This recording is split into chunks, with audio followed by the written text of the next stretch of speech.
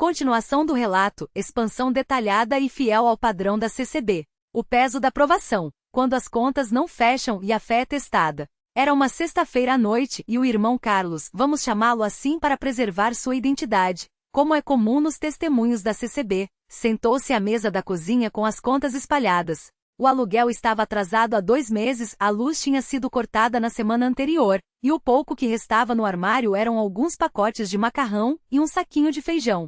Sua esposa, Marta, tentava disfarçar o desespero, mas os olhos inchados de tanto chorar entregavam a angústia. Os 2 filhos, um de 8 e outro de 12 anos, já tinham aprendido a não pedir nada além do essencial. Pai, amanhã tem culto, né? A gente vai?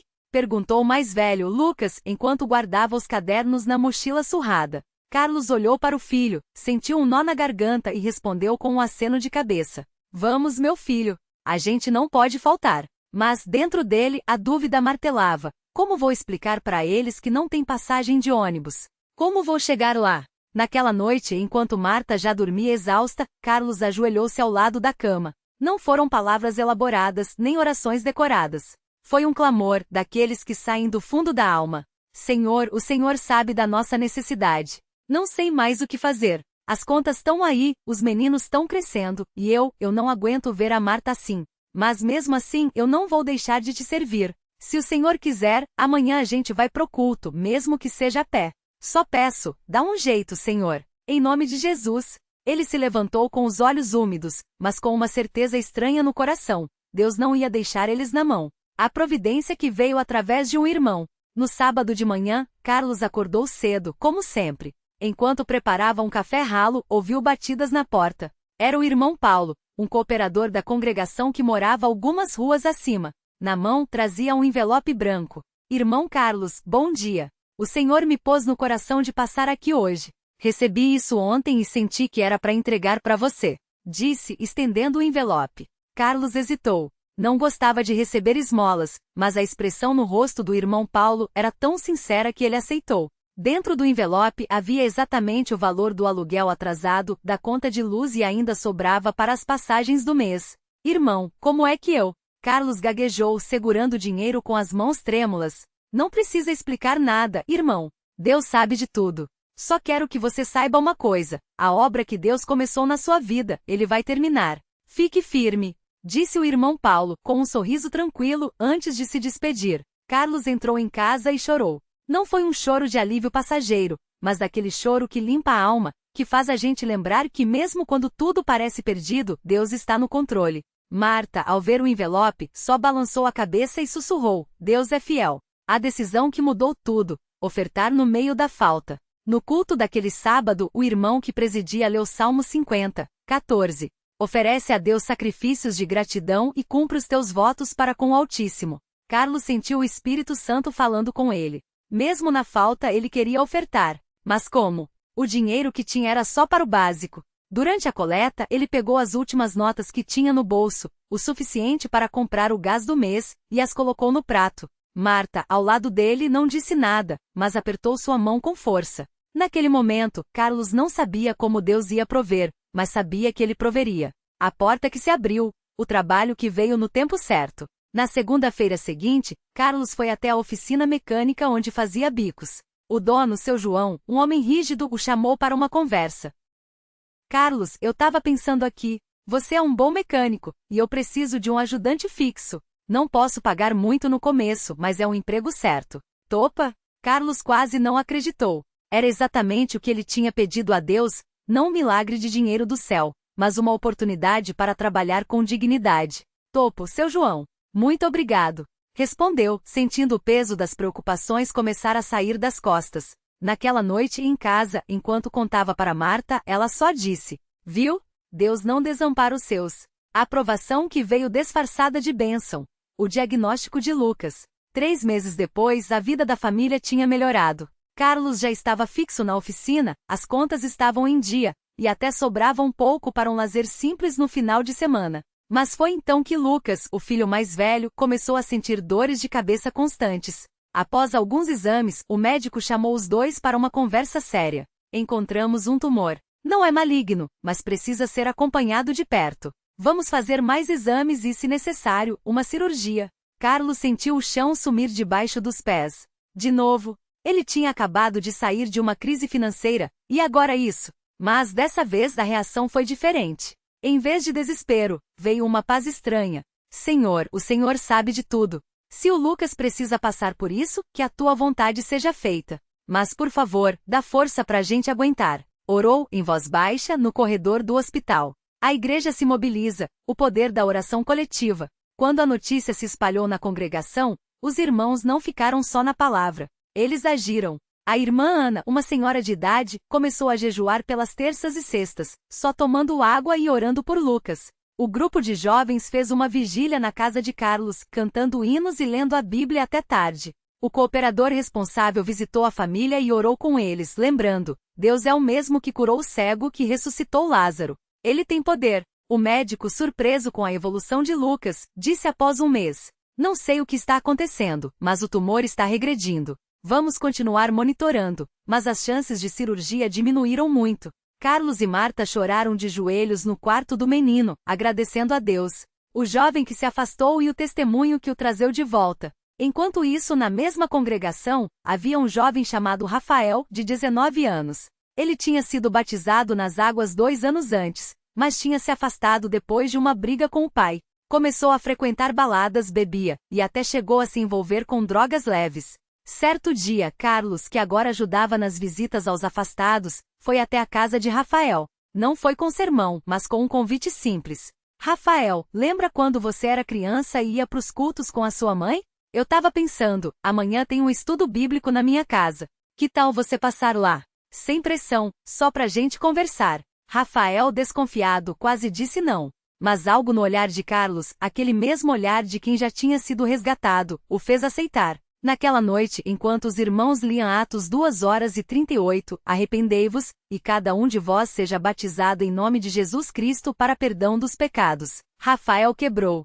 Chorou como nunca tinha chorado, pediu perdão a Deus e aos irmãos, e voltar a frequentar a igreja. 2 meses depois, ele foi batizado no Espírito Santo, e hoje é um dos jovens mais ativos na congregação, ajudando outros que, como ele, se perderam no caminho. A multiplicação da bênção, de recebedor a instrumento. Hoje Carlos não é mais só um mecânico. Ele é um cooperador na congregação, visitando doentes e afastados. Um exemplo de fé para os novos convertidos. Um homem que aprendeu que as provas não são para nos destruir, mas para nos preparar. Em um culto recente, ele deu um testemunho que marcou a todos. Irmãos, eu já passei fome. Já vi meus filhos dormirem com fome. Já chorei até não ter mais lágrimas. Mas uma coisa eu aprendi: Deus não nos promete uma vida sem lutas, mas promete estar conosco em cada uma delas. Se Ele fez por mim, que não era ninguém, pode fazer por qualquer um aqui. Não desista. Fique firme, porque a obra que Deus começou em você, Ele vai terminar. E como é comum nos cultos da CCB, ao final do seu relato, muitos levantaram as mãos em sinal de rendição a Deus, outros choraram, e alguns até se levantaram para ser batizados. A lição que fica: Deus trabalha em silêncio, mas nunca está ausente. Esse relato não é sobre milagres espetaculares, mas sobre fidelidade em meio à luta. Não é sobre homens perfeitos, mas sobre Deus perfeito usando pessoas comuns. Se você está lendo isso e pensa: será que ainda tem jeito para mim? A resposta é sim. Se você está endividado, Deus pode abrir portas. Se você está doente, Deus pode curar. Se você está afastado, Deus pode te trazer de volta. Se você está desanimado, Deus pode te dar força. Não olhe para as circunstâncias. Olhe para Ele. Glória ao nome santo do Senhor. Amém. Fim do relato expandido. Notas finais sobre o estilo e estrutura. Detalhes realistas. Incluir elementos concretos, valor do aluguel, tipo de tumor, nome dos filhos, para tornar a história verossímil e identificável. 2. Diálogos naturais. As falas são curtas e coloquiais, como em um testemunho oral na CCB. 3. Provas como processo. A cura de Lucas não é instantânea, mas gradual, reforçando a ideia de que Deus age no tempo certo. 4. Fé ativa. Carlos não fica parado esperando o milagre. Ele oferece, frequenta os cultos e serve mesmo na falta. 5. Multiplicação. O benefício não para nele, ele se torna instrumento para abençoar Rafael e outros. 6. Fecho com apelo suave. O convite final não é agressivo, mas esperançoso e pessoal. Se ele fez por mim, Este formato respeita a tradição da CCB de simplicidade, humildade e confiança na providência divina, sem cair em sensacionalismo ou doutrinação pesada. Abale em silêncio, mas nunca está ausente. Um testemunho de fé, provas e a fidelidade de Deus na vida de um irmão comum.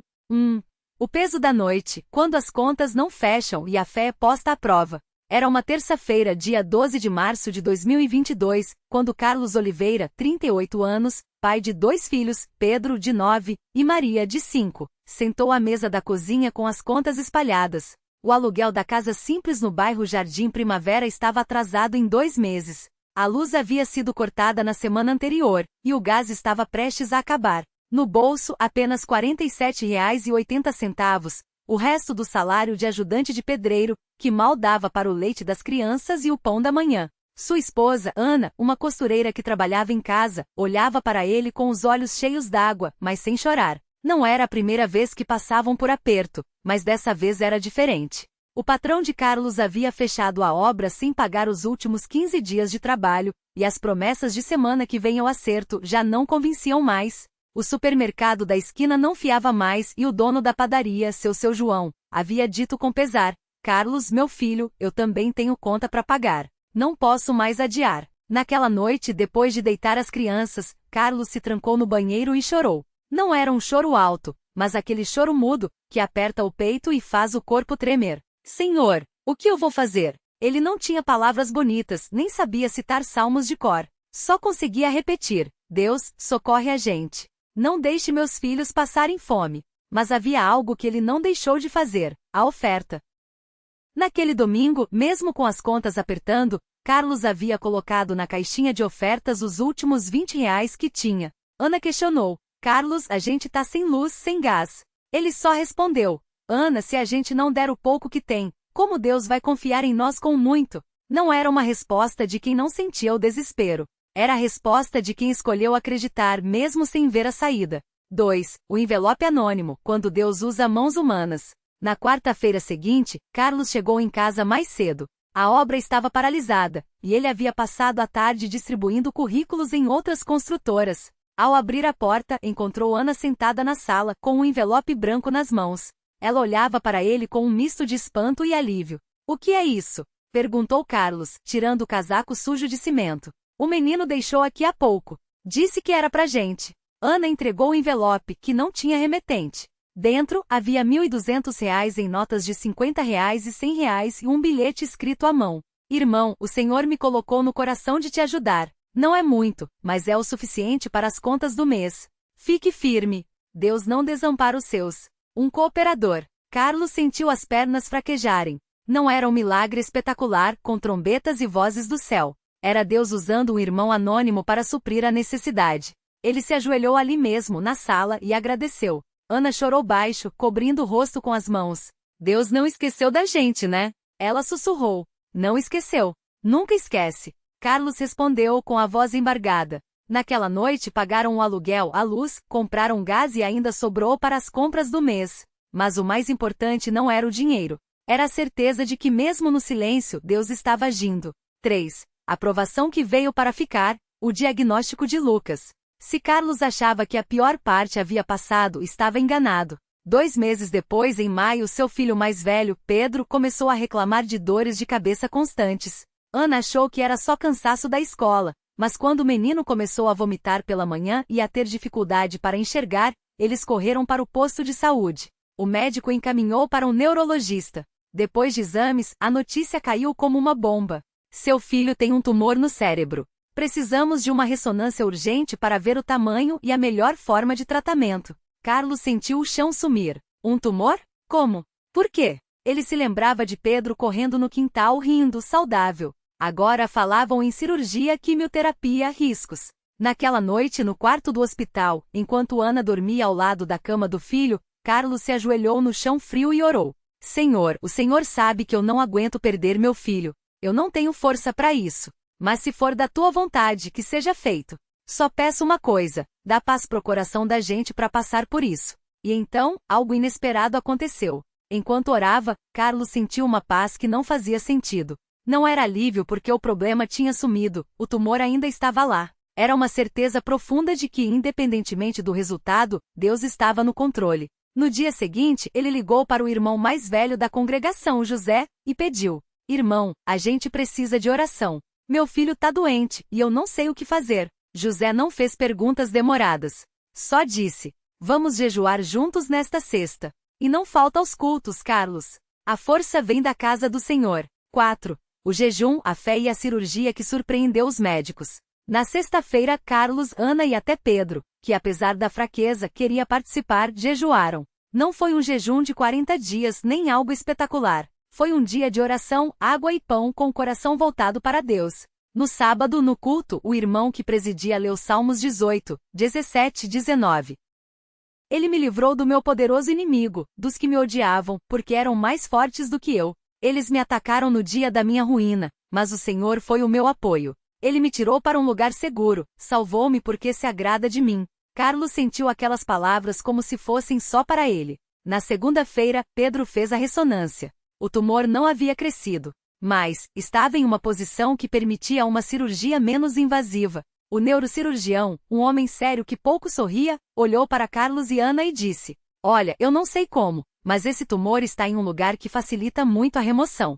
E pelo que vi nos exames, as chances de sucesso são altas. Carlos não disse nada na hora, mas no coração ele sabia. Aquilo era resposta de oração. A cirurgia foi marcada para daí a 2 semanas. Durante esse tempo, Carlos não deixou de ir aos cultos. Até levou Pedro quando o menino estava com mais disposição. E toda vez que um irmão perguntava como estava, ele respondia: Tá difícil, mas tamo firme. Deus não vai deixar na mão. E então, no dia 15 de junho, Pedro passou pela cirurgia. 4 horas depois, o médico saiu da sala com um sorriso no rosto. Deu tudo certo. Conseguimos tirar todo o tumor. Ele vai precisar de acompanhamento, mas as perspectivas são ótimas. Ana chorou.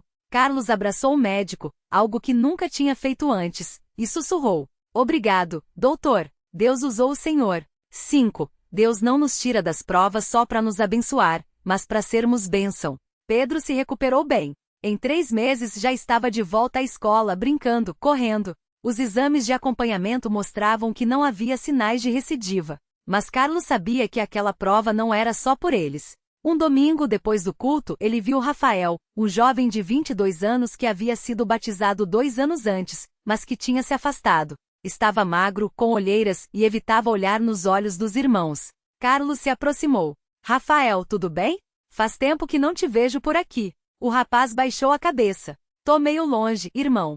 As coisas tão difícil. A gente passa por isso. Quer conversar? Carlos não forçou. Só ofereceu.